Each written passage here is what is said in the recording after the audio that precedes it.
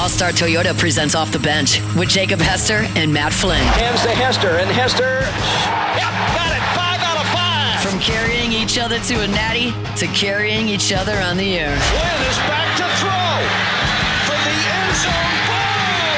Live from the Mercedes-Benz of Baton Rouge studio. It's Off the Bench.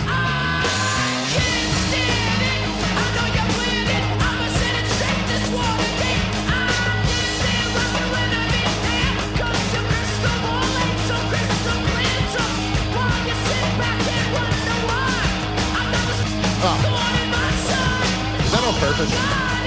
What's up? Welcome back. Off the bench. What is it? Third hour here. Starting it up. Yes, continue. What do we have coming up here, Bo? Everyone's mic is off for some reason. Oh, mine's off too? I wish. Oh. Just kidding. I don't wish. I was about to say, okay. Jake was like, hey, bring us back. I was like, yeah, I'm going to bring us back here. And Alondra had my mic off. I don't have headphones on. I'm trying to make a call, so I don't know. Yeah, she's busy. She's working. Hey, Roddy. He's doing stuff. We're catching Roddy. He's working. We're going to have Roddy on video. He ended up having to do a couple things, but it's okay. We're going to have Roddy Jones, ESPN, played at Georgia Tech, baseball and football at Georgia Tech. Always a pleasure to have my guy on the show, Mr. Roddy Jones. What is going on, sir? What's up, man? It's good to talk to you, Jake. And this is the first time I've been on the show since Matt's been here. Congrats on the new Thank you. on the new setup. I'm excited to chat with you guys.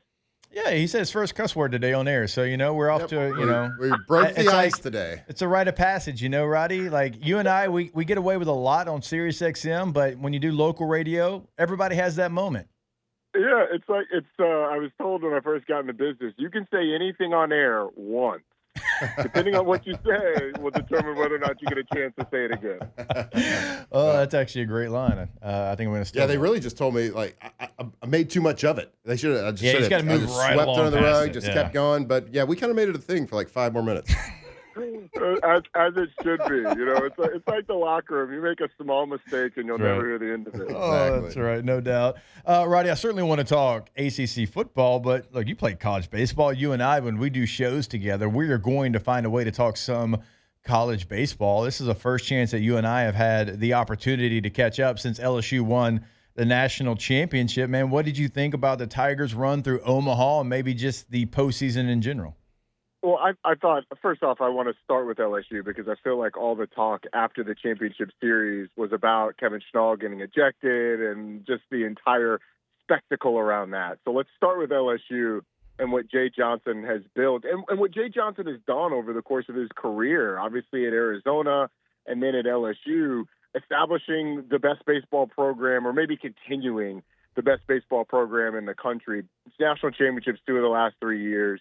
And I do think it's a legitimate conversation on whether or not LSU is the greatest baseball program in the history of college baseball.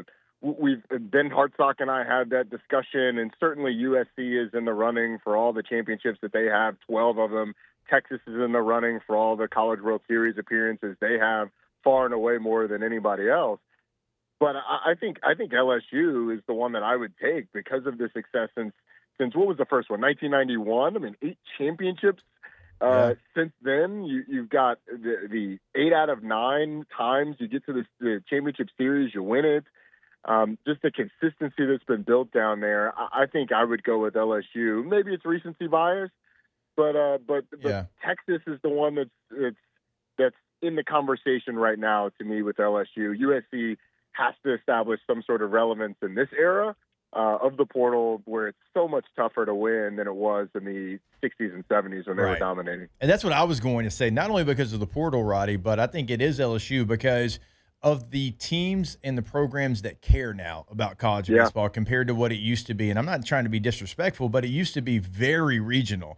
It was like in the Southeast and then in Southern California. And that's like the only people that really cared about college baseball. And you go back and you look 30, 35 years ago, like Cal State Fullerton and Long Beach State, like all these small programs certainly had their time, but like now everybody seems to care. Like every major conference cares. The ACC, the SEC, the Big 12, even the Big 10 now with the additions that they made, like they care a lot. The Sun Belt certainly cares a lot about college baseball. So for me, like with the time and the effort and the resources that everybody's now putting into college baseball, that's what makes LSU's run what they've done in the last, 30, 35 years. That much more impressive compared to even like USC, who hadn't done it in a long time?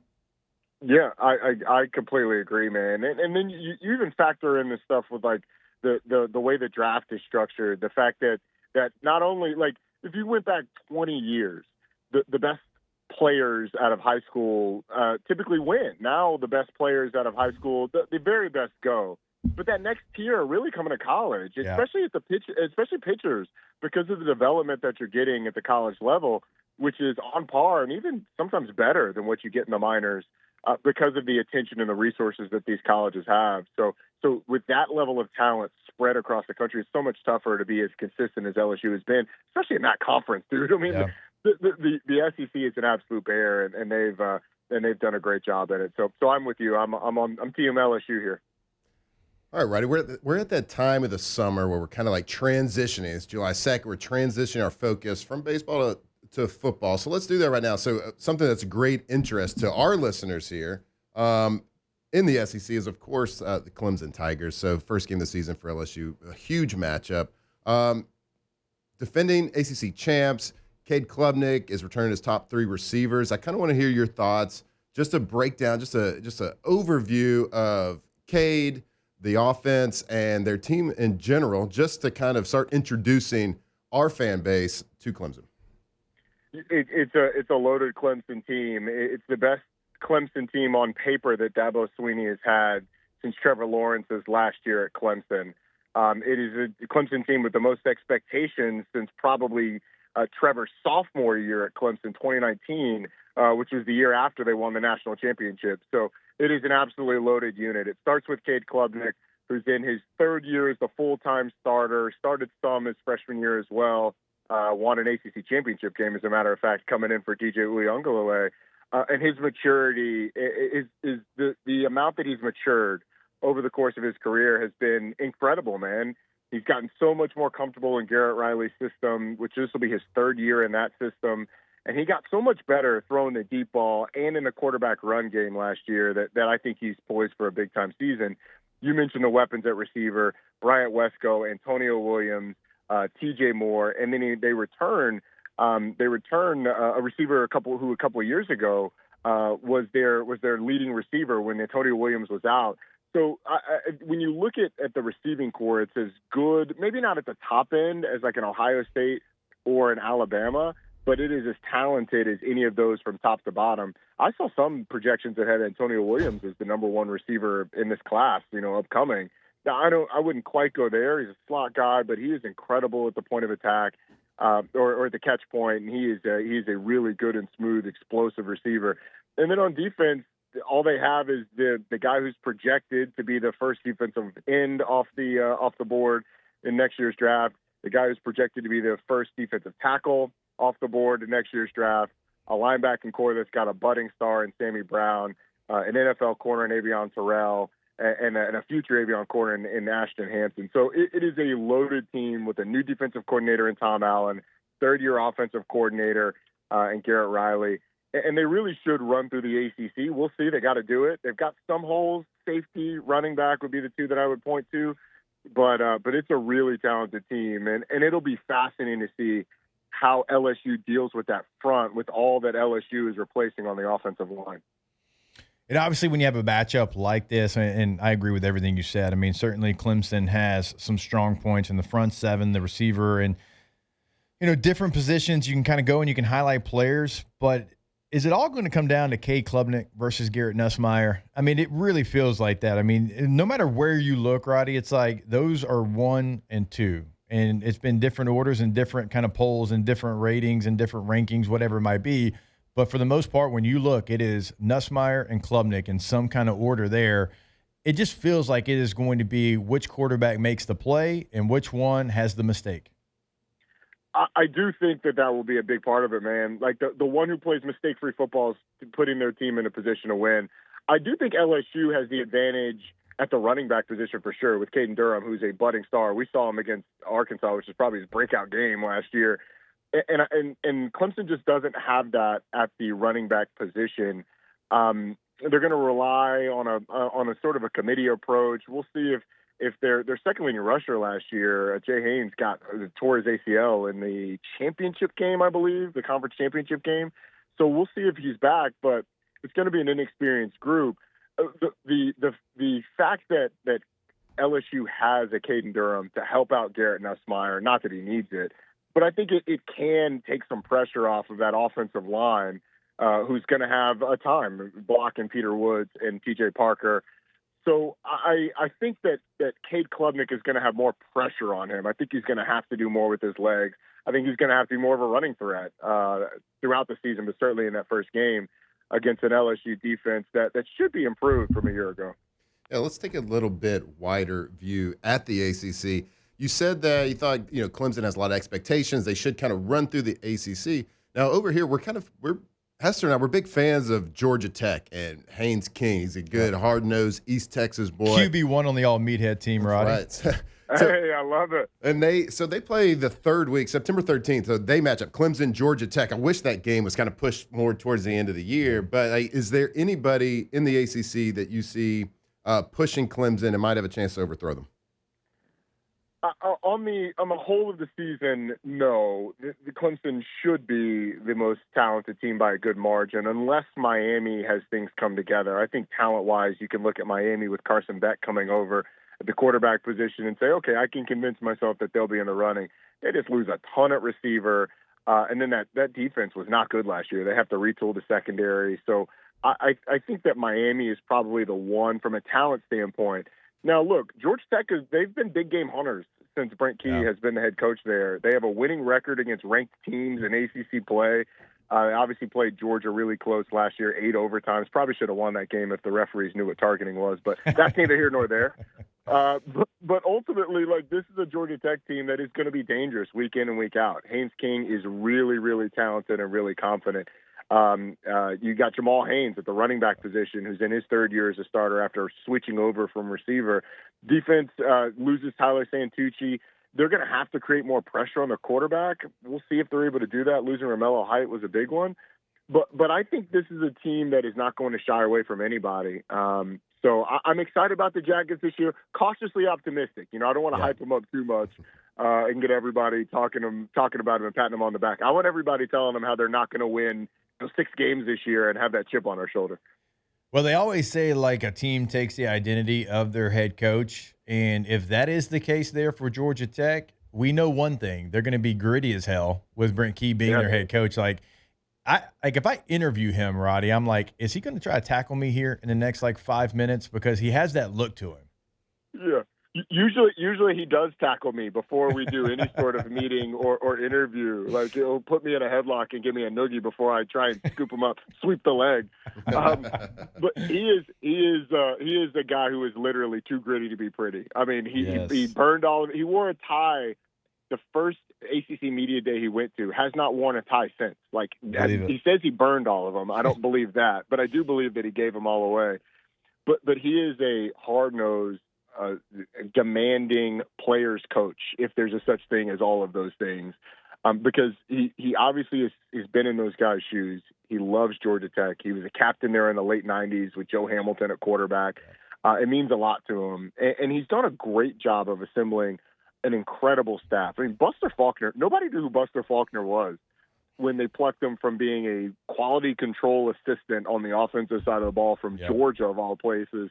He becomes the offensive coordinator at Georgia Tech, and just has done a phenomenal job, especially with that run game, but with the entire offense, making Georgia Tech one of the most difficult offenses to prepare for with everything that they do pre-snap. And then Jeep Wade at the offensive line position has done a really nice job continuing where Brent Key left off. Tyler Santucci was a great hire last year. Now we got one of your boys, Blake Gideon. That's right.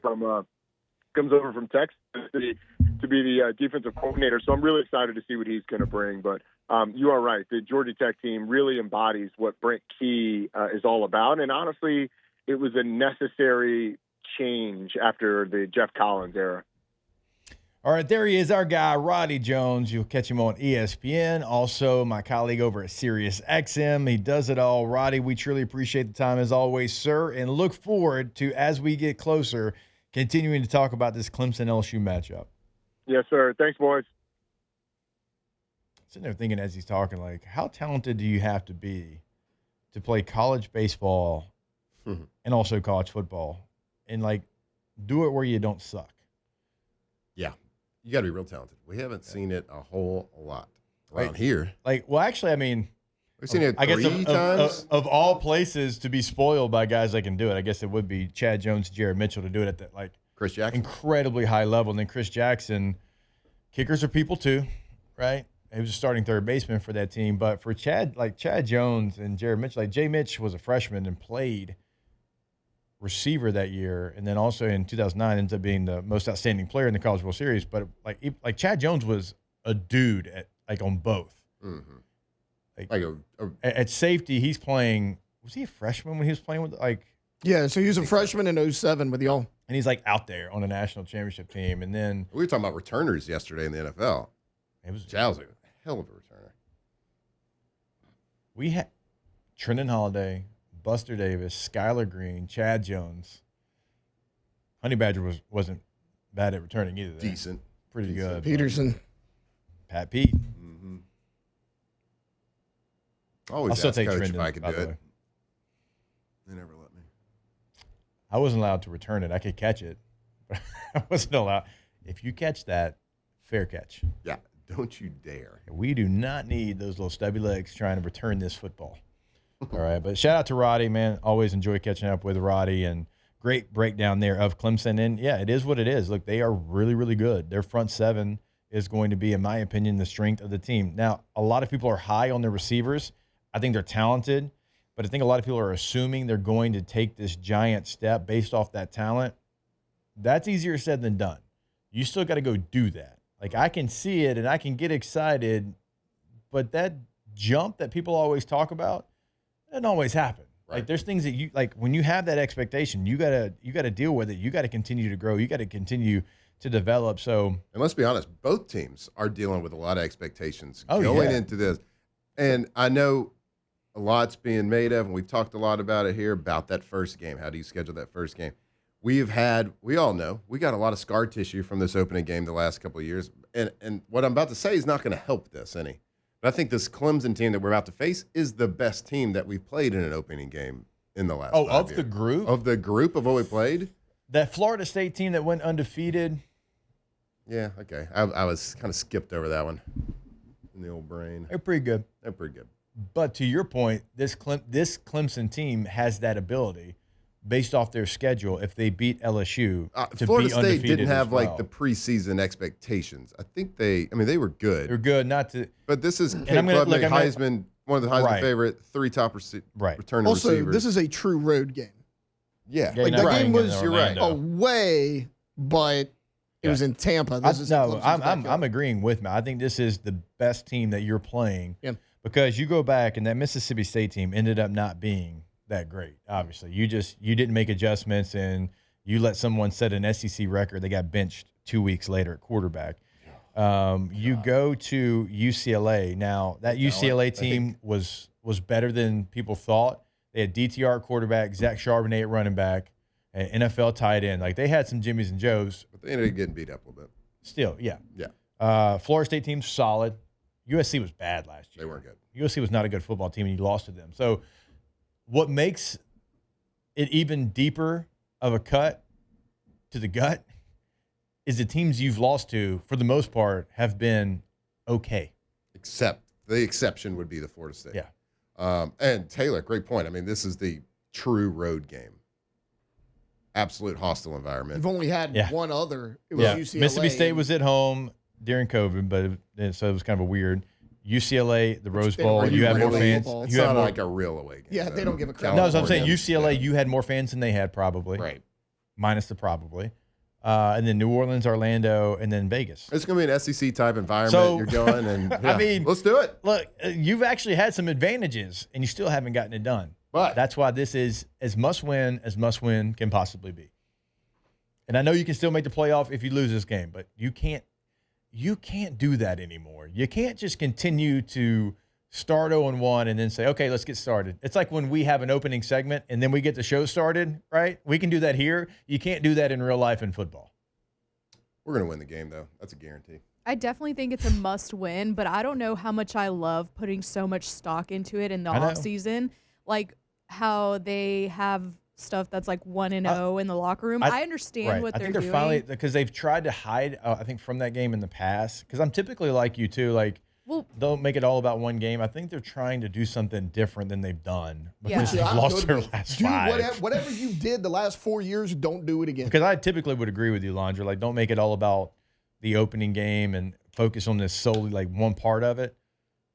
Yeah, because then if we go and lose the next game, you put way too much stock into the opening game. And I definitely agree that something needs to change and we do need to win this opening game. But to me, it feels like a lot of times when the way Brian Kelly moves, I feel like he pays attention to the outside noise a little too much. Like, he's like, okay, everybody's saying we need to, and 100% you need to win the opening game. I don't know if I love making the offseason all about it. Yeah, you kind of have to take a different approach to something if something's not working. Yeah. Is there, mathematically, there shouldn't be, but I know how, like, the COVID year, there was some extra eligibility, but is there someone on the roster that has won an opening game? No.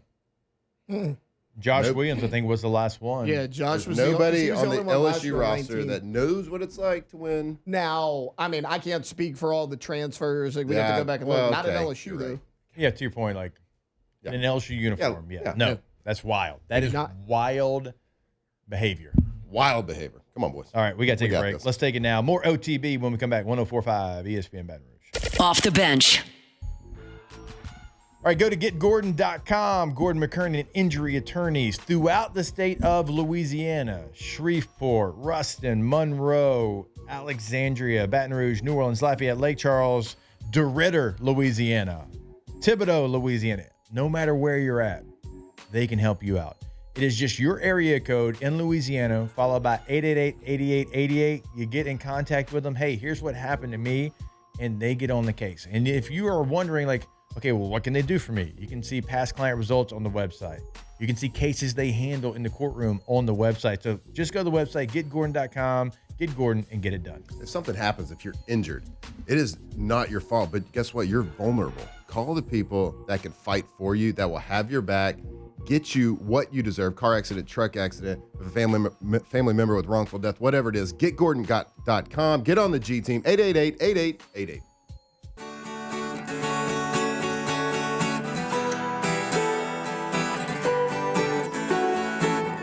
Did you stand there all alone? Oh, I cannot explain what's going down. From players to legends, Hester and Flynn break down LSU football like only champions can.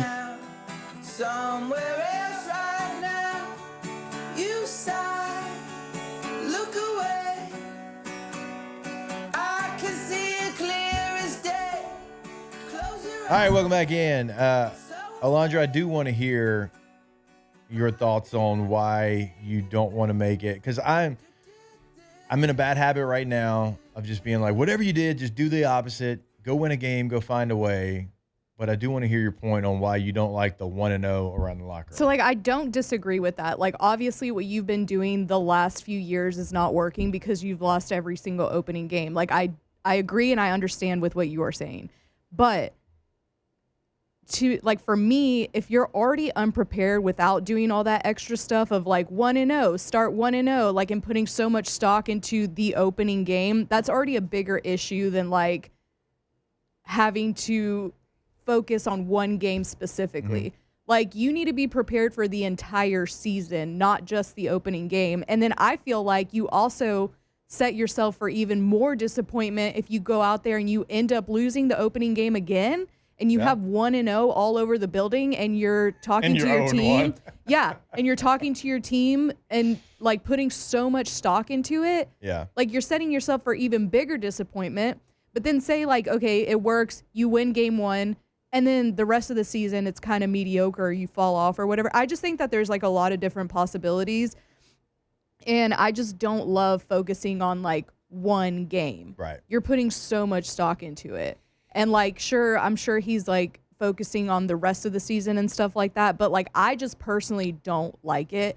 And I don't think that your issue is not talking about the opening game. Yeah. No, I know what you're saying about for sure.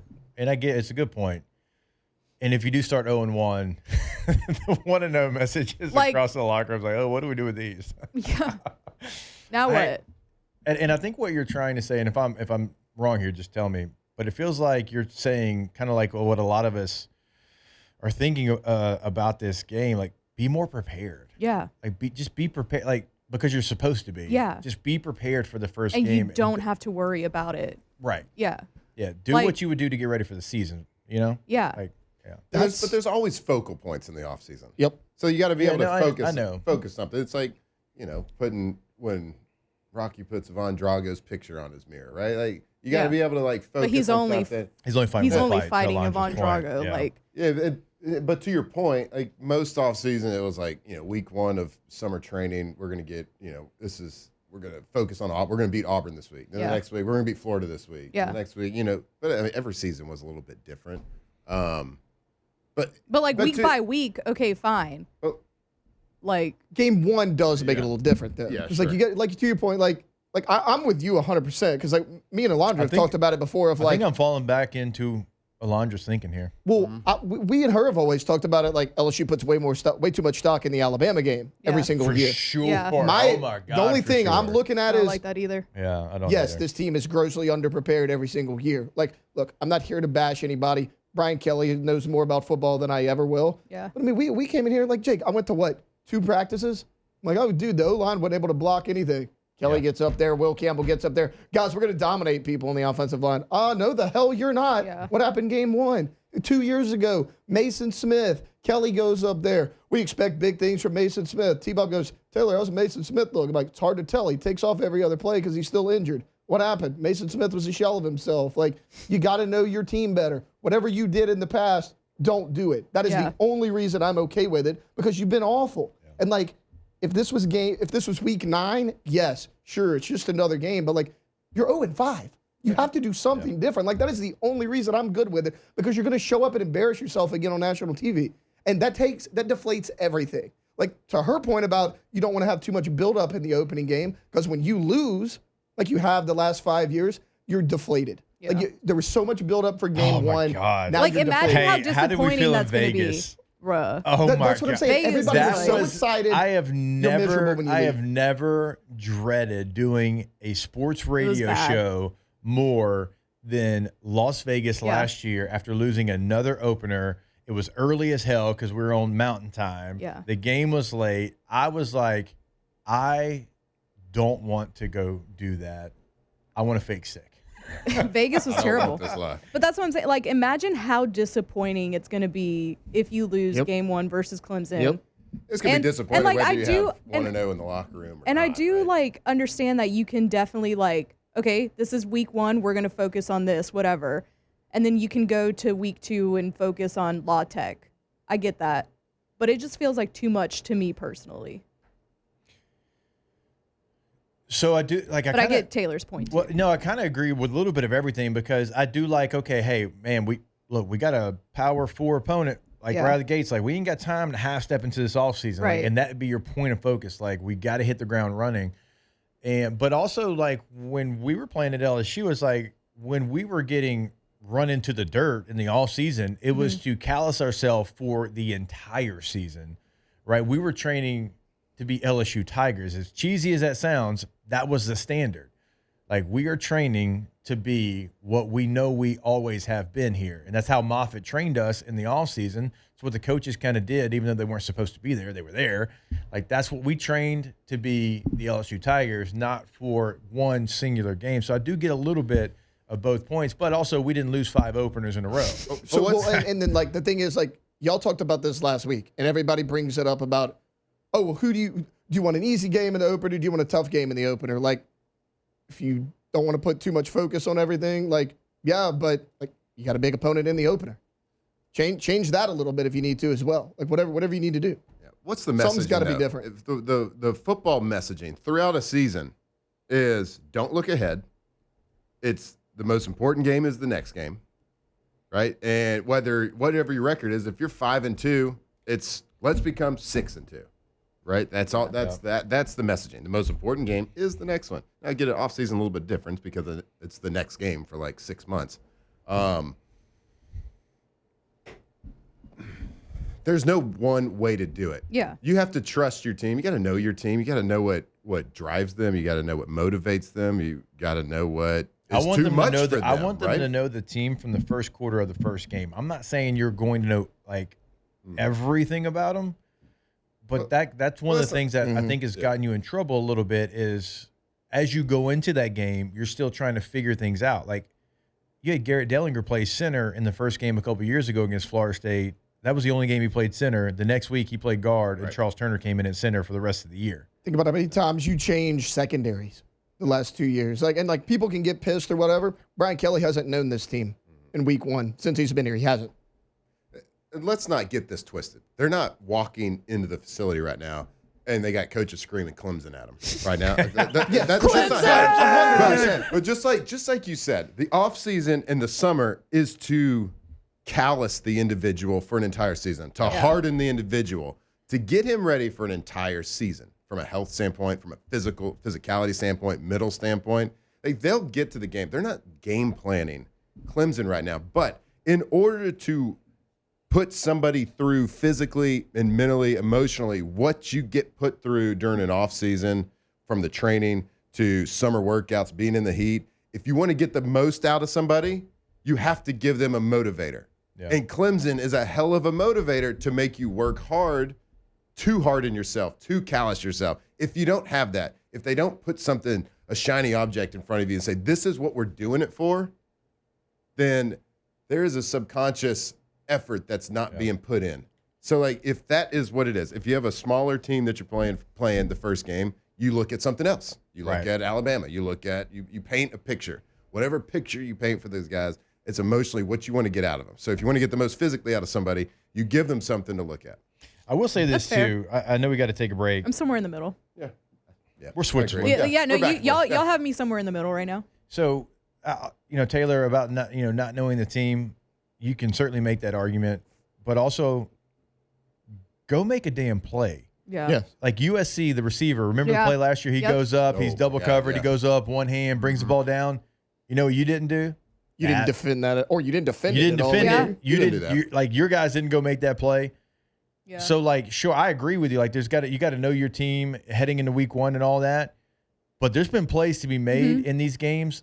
Go back to the second Florida State game, right? You drive the ball right down there. You get to the goal line, first series. It looks like you're about to go run them out of the building. What do? You don't score. Yeah, that is true. You got to. You've been the better team for 5 years. The players got to go make some plays too.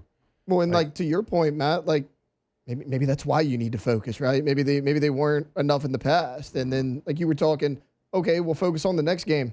This is the next game. This is it. Go get it. All right, we'll take a break. More OTB when we come back here. 104.5 ESPN Baton Rouge. Off the bench. All right, go to centralplumbing.org. 24/7, 365 weekend, holiday, game day, emergency service. 225-925-8552 is that number. But when you go to centralplumbing.org, always remember it is more than just emergencies. It's also more than just Central. Of course, they can help you in Central, but we're talking to the entire greater Baton Rouge area. Go tankless today with a tankless water heater. Never run out of hot water again. You can look at it remodel at your home, at your business. If you've got one bathroom at home that you want to remodel, or if you own a business and you've got 4 restrooms that you want to remodel, whatever it is, they can help you out. Centralplumbing.org. Yeah, summer's that time where kids are going to camp. They're playing all day. At the end of the day, they're playing outside. They're jumping. They're muddy. They're dirty. They're sweaty. All the kids got to take showers. And it usually happens right after dinner where you got to do the dishes. You got to clean. Everyone's taking a shower. Tankless water heater. Never run out of hot water. Call them today. Centralplumbing.org.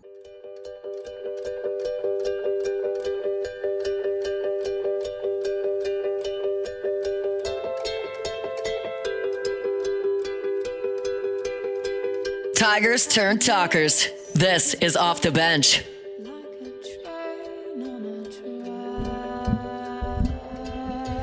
Oh, Alondra, I forgot I was going to ask you, since we are obviously superior when it comes to music here on the show. Yeah. And we have Apple Music. Yeah. Did you get your 10-year playlist? No. So Wait, how do I do this? It should actually, if you go to your Apple Music, mine just popped up. So I was trying to listen to some music the other maybe I day. ignored it. And when I went to the app, it's like, hey, happy 10-year anniversary, Apple Music. Here's the, 30 songs over the last 10 years that you've played the most on your phone. That's cool. Oh, it's incredible. I was like, I've listened to that the most. It was like because mine's probably gonna be some. As a family, we do share, the Apple Music. Oh, yeah. So there was some on there, but it was mostly bangers. Oh, wait, hold on. I think I found it. All-time replay. Oh, that's it. That's it. Okay, let's see. All right, you're welcome. Thank you. I'm excited for this. Yeah. Number one. About a Girl by Nirvana. Oh. I think it's because it's the first one. Like when you connect to your car, like the first song on your. Oh my gosh! Because it always plays. Yeah. Oh, gosh, what's the name of that song? Ed Sheeran. A-Team. A-Team. That used to be, and so that song's pretty good, but by the end of it, I'm like, you're like, dang, bro. A-Team by Ed Sheeran one more time. Yeah. Because you're gonna get the first 15 to your point, in seconds order. Yeah, it's a lot of STP on here. Speaking of A music, lot of Selena on here. That's see, it's a fun, lot of right? Selena, yeah. Selena. Not even Selena. Do you also not know who Selena is? I know who okay, Selena I was about to is. say you're from Texas. she was on Disney Channel. Wait, what was yours? John Mayer mostly, yeah. Well, T-Bob really didn't know. Didn't who J-Lo Selena play was. Selena in the movie? Yeah. Yeah. And he didn't even know that. High five! I'll high five you. I'm on proud that. of you. Well Boom. done. There's not But a you are Texan. Texan. Well, I'm yeah. from I will Texas, say- of course, yeah. If it wasn't for that movie, I'd have no idea who Selena Yeah, is. okay, but I mean, that song was that movie probably came out Yeah. before you were born. Wait, So we had to watch it in the school. English or the Spanish one? Because Both. there's We like had to watch it in school. Yeah, they We both- watched. yeah, I Well, remember. we watched it Of in our you Spanish class in tonight. school. Yeah, let's play some. Y'all took Spanish? Anything for Selena. I took 2 Spanishes in high school, 4 in college. Should have been better at football. I was a communication studies for a little while at LSU and dropped it because I had to take a foreign language. Wait, you were I what? tested out. Did you? I was a.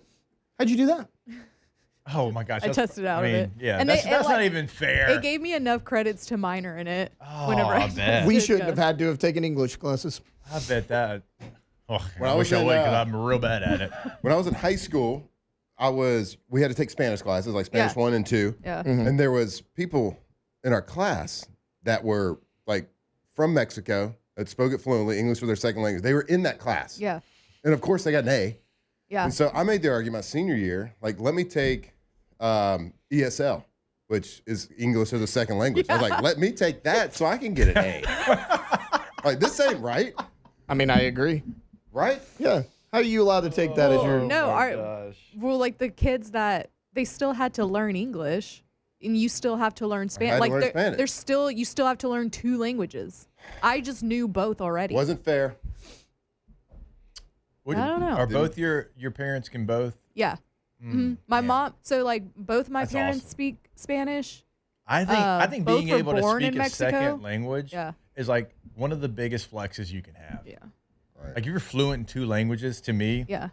that's impressive. Like We were in Omaha, and I felt so bad because our Uber driver couldn't speak English. Like Right. he only spoke Spanish. And sometimes I get like embarrassed whenever I start speaking Spanish. But like I felt so bad for him that I just started don't be talking to embarrassed. him. Oh Yeah. my gosh, I think that is like I said, the ultimate Yeah. flex. Yeah, and most people around the world can do it except for Americans. Yeah. I know. Like, whenever like an American goes over and they play in the Bundesliga Yeah. or La Liga or whatever, like they learn that language, and I'm like, man, that is Yeah. it's easy. It's right there. Like, do it because they have to do it. Like, Yeah. if you want to make life easy for you, you learn German or Yeah. you learn Italian, whatever it might be. Well, like in Europe, they're all close I together. know English and redneck. Speaking of English people and music, we brought up Bittersweet Symphony earlier. Yeah. We did a little research. Oh yeah, we did. So the song came out in 1997. Soon after its release, there was a manager for the Rolling Stones, Alan Klein. They thought that it sounded like an old Rolling Stone song called "The Last Time." Okay, let's see. So they originally sued, saying that it like exceeded the licensing, blah blah blah. They sued in exchange for 50% of the royalty split. But like soon after that, they were like, "Nah, that's not even good enough. We're gonna sue again." and they took all royalties. So That feels greedy. the Verve never made any royalties for like 20 years on that song that they created, right? For 20 years. But after Alan Klein, I think he passed away in 17 or 19. Keith Richards, Mick, they all gave back. Okay, they good. gave the rights. They gave the rights to the Verve. I mean, hey, Rolling Stone, you done okay. This is the song they saved.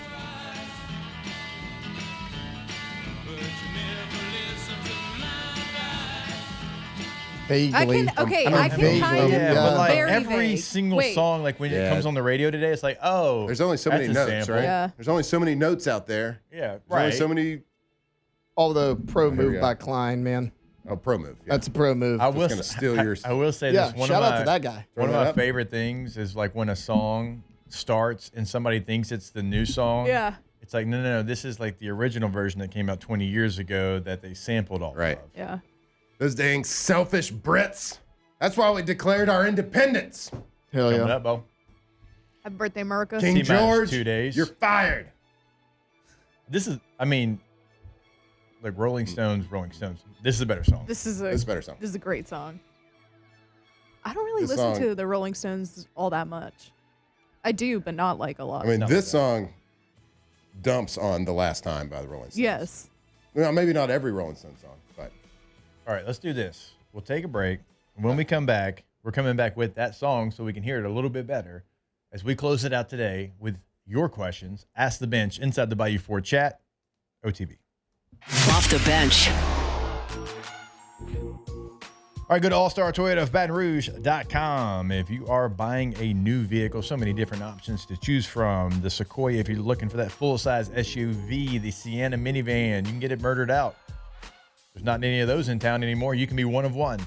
If you want a midsize SUV, if you want a sedan, a hybrid, a truck, the Tundra, the Tacoma, so many options for you. Again, buying new, leasing, renting, per day rental prices. Call Miss Lisa Sessions today. All-Star Toyota of Baton Rouge.com. yeah, in the market for a new car, a used car, maybe a lease is a better option for you.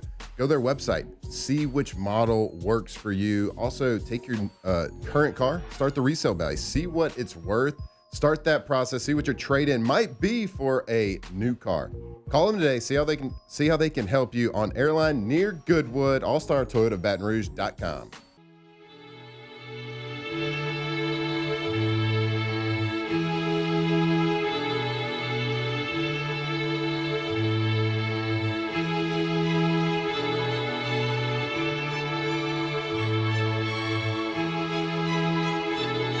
From players to legends, Hester and Flynn break down LSU football like only champions can.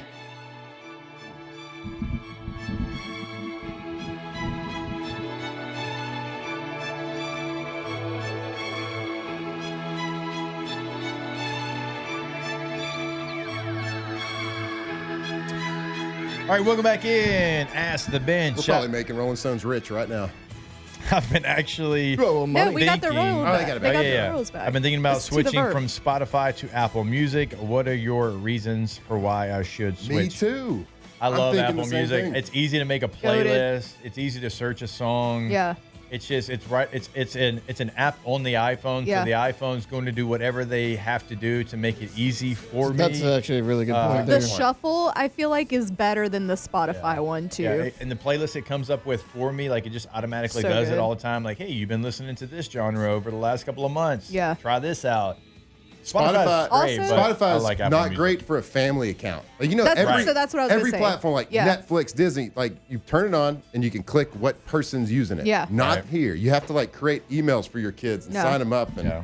nope, So terrible. you can on Apple you can have the family one, but each person has their own Apple That's Music. That's what it's like I a little. want. So Yeah. that would You be can do my that on biggest Spotify. argument for Spotify. It's just hard to do it. Like yeah. the interface Apple is not. is so great. user friendly. Yeah, I that's why find I like it. Yes, I find that Spotify has too much stuff, and I get overwhelmed with it. Like I'm like, what are we doing? So Ooh, I like this question. Ask the bench. Favorite movie that takes place in the summer? Sandlot. Sandlot. Yeah, was Sandlot's Oh awesome. my gosh, that is so Um, so good. Yeah, I mean, Sandlot's American awesome. Pie. Americano. Yeah. American Pie is like- Like another. yeah, very 4th of July movie. too. Very for. I might watch Sandlot. Yeah. Independence 2 Day. days. That happened in the summer. Yeah. Had to. We had to watch I that can't last wait to year. watch it with commercial breaks for 4 hours this week. Or it's going to be on a lot. It's going to be on a lot. Independence Day is borderline Christmas Story now on 4th of July. It plays like Oh, all for the- sure. There was It should. a movie that came out in the late 80s. It was called Summer School, and it is like just peak 80s movie. Yeah. Like every 80s thing you can think of, like what you're thinking of, like stereotypical 80s movie comedy is that. Hell yeah. And it is awesome. I watch it at least once every year. I promise you'll like it. You'll find it. There'll be some nostalgia there. It's funny. Summer School, check it out. Any kind of camp movie, like Camp Nowhere, Heavyweights, like anything that happens. Heavyweights. Yeah, everything that happens. Those summer camps. Heavyweights probably. I mean, get on the Probably scale, great. get off the scale. Get on the scale. So Get off the good. scale. So good. Call Me By Your Name. Real Is that a quick, song? we got one more. Ask the bench. Do you say Body snowball or snow cone? Snow cone. Snow cone. Snow cone, baby. Cone is the That's ghost. Snow cone. I don't know Everybody what gets a mad at me snowball when I is. say It comes in a snowball. cone. Snow Throw cone. snowballs. That's right. Snow cone. Off the Oh, man. bench. I like that we all agreed on that because I fight that good fight all the time. Wait, Taylor Not didn't Tay agree. Tay. I said Snowball. Yeah, but That's three's the bigger wrong than one. answer. Fair. So, I It's the mean, wrong answer, bud. Wait, Yeah. 1, 2. Yep, you're right. Yeah, there we go. I enjoy a snow cone, but I really enjoy multiple Dos Equis. You can put that on a snow cone, too. Just look, look, look, look, look. Turns into a slush beer, whatever. It's still going to be delicious. Right now, 4th of July coming up. I mean, you're going to be out by the pool. You're going to be at the beach. You're going to be by the grill. Go ahead and go for a dose and grab a couple ice cold Dos Equis to enjoy the downtime. Yeah, grab a couple for you. Grab a couple for your friends, your family, everybody. Whether you like bottles, maybe you're by a pool, maybe by a beach. They got cans. They got everything you need. Go to your local liquor store, your grocery store, whatever it is. Go pick up some today. Start icing it down for those 4th of July hot dogs. Nothing goes down like a cold Dos Equis. Go for dose. Drink responsibly. Go for dose.